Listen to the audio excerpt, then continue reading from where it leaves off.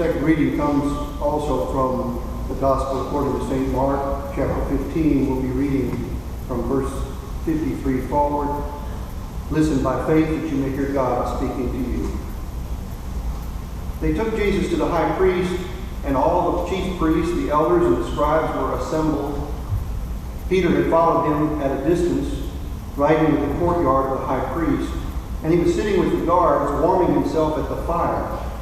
Now the chief priests and the whole council were looking for testimony against Jesus to put him to death. But they found none. For many gave false testimony against him, and their testimony did not agree. Some stood up and gave false testimony against him, saying, "We heard him say, 'I will destroy this temple that is made with hands, and in 3 days I will build another, not made with hands.' But even on this point their testimony did not agree. Then the high priest stood up before them and asked Jesus, 'Have you no answer? What is it that they testify against you?' But he was silent and did not answer. Again the high priest asked him, 'Are you the Messiah, the Son of the Blessed One?' Jesus said, 'I am.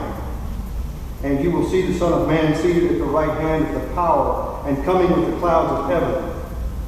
Then the high priest tore his clothes and said, 'Why do we still need witnesses? You have heard this blasphemy. What is your decision?' All of them condemned him as deserving death. Some began to spit on him, to blindfold him, and to strike him, saying to him, 'Prophesy.'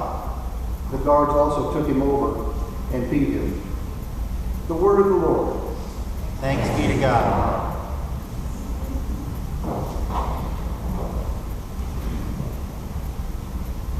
I want to go back 150 years this morning to April 9, 1865. It was a Palm Sunday. And on that particular Palm Sunday, General Robert E. Lee came to the village of Appomattox Courthouse, Virginia, and he surrendered the Army of Northern Virginia to Ulysses S. Grant, Lieutenant General of the Union Army. This was the beginning of the surrender process that ended the bloodiest war ever fought on American soil.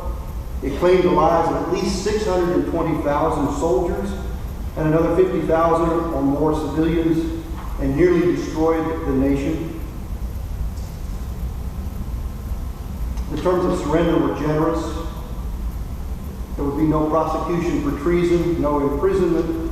The soldiers were allowed, the Southern soldiers were allowed to keep their sidearms, and they were allowed to take home a horse or a mule and some rations. And as General Lee left the house, the Union soldiers began to cheer, but General Grant quashed that immediately.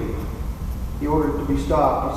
The Confederates, he said, are now our countrymen, and we will not exult over their downfall.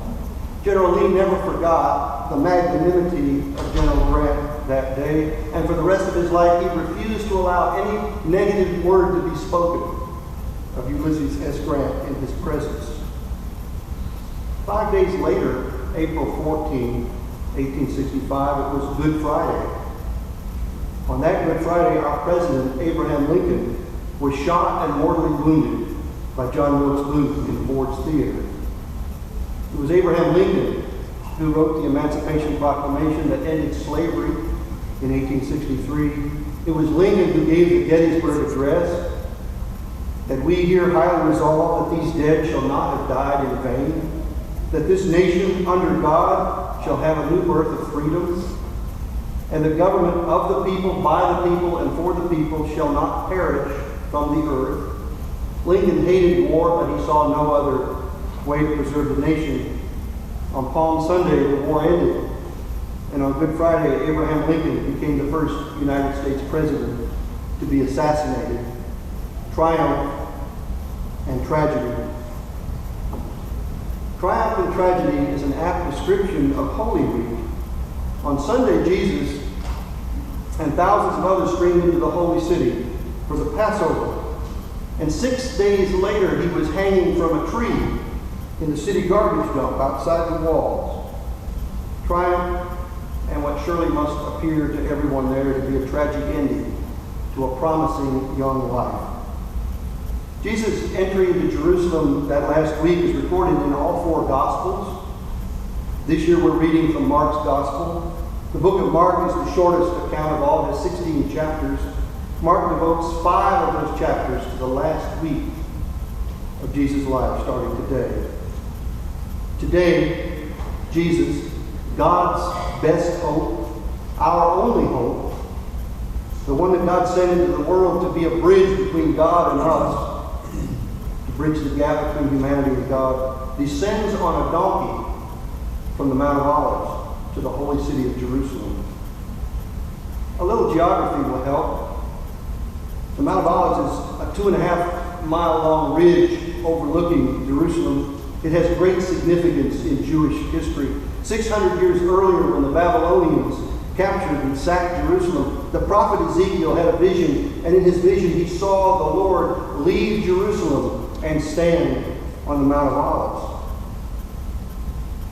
The prophet Zechariah predicted when Messiah arrives, he'll stand on the Mount of Olives.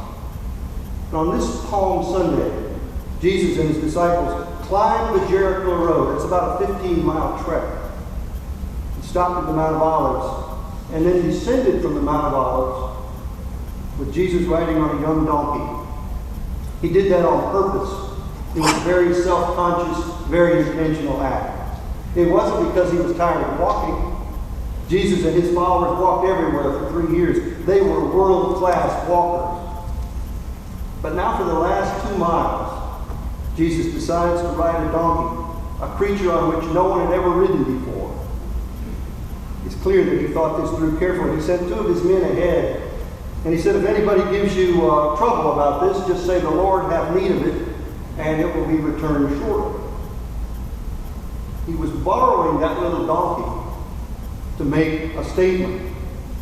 In the ancient world, kings made dramatic entrances. One famous general in Rome who defeated the Macedonians came back to Rome, and it took him and his entourage 3 days to enter into the city. On the third